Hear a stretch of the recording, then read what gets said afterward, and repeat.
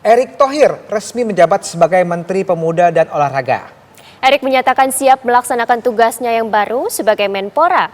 Erick akan membangun 131 juta pemuda Indonesia yang merupakan basis dari bangsa yang bisa bersaing secara global dan juga mengedepankan olahraga Indonesia.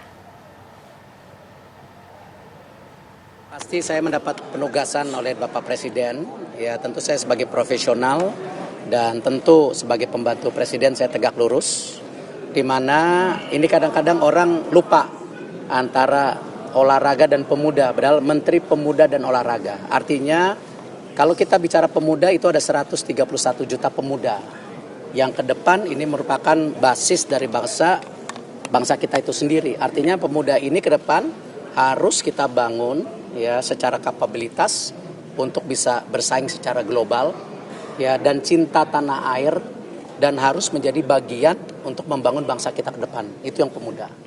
Untuk olahraga sendiri tentu nomor satu, olahraga harus menjadi alat pemersatu bangsa. Olahraga adalah duta bangsa di dunia.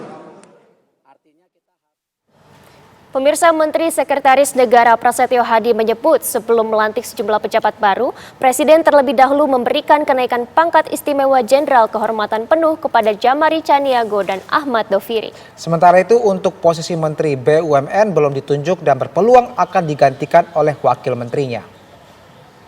Hari ini Bapak Presiden memberikan kenaikan pangkat istimewa Jenderal Kehormatan Penuh kepada Bapak Jenderal Djamari Chaniago dan kepada Jenderal Polisi Ahmad Doviri. Alasannya Pak?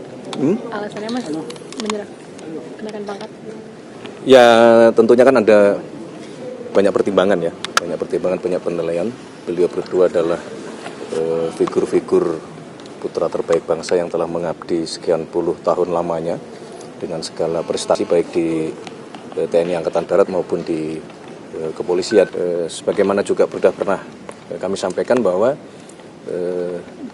saudara-saudara kita yang menjabat di komisaris itu bagian dari penugasan-penugasan sesuai dengan tugas dan fungsinya. Contoh misalnya Menkom Digi diberi tugas menjadi komisaris utama di Telkom kan gitu. Nah sekarang dengan beliau diminta menjadi kepala badan komunikasi pemerintah, nanti akan kita lihat, kita evaluasi. Pertama dari sisi peraturan perundang-undangannya, yang kedua dari sisi fungsinya. Belum. PLT-nya datang dari Wamen juga atau dari pihak luar, Mas, kira-kira? Kemungkinan dari Wamen. Tapi akan dilebur sama Kadantara, Mas? Belum kan, ya kan sekarang sedang proses ya. Dan antara juga sedang proses membenahi manajemen dan operasional di BUMN kita. Nah kalau kemudian nanti dalam perjalanannya itu kita perlu melakukan perubahan terhadap kementeriannya, nanti kita lihat.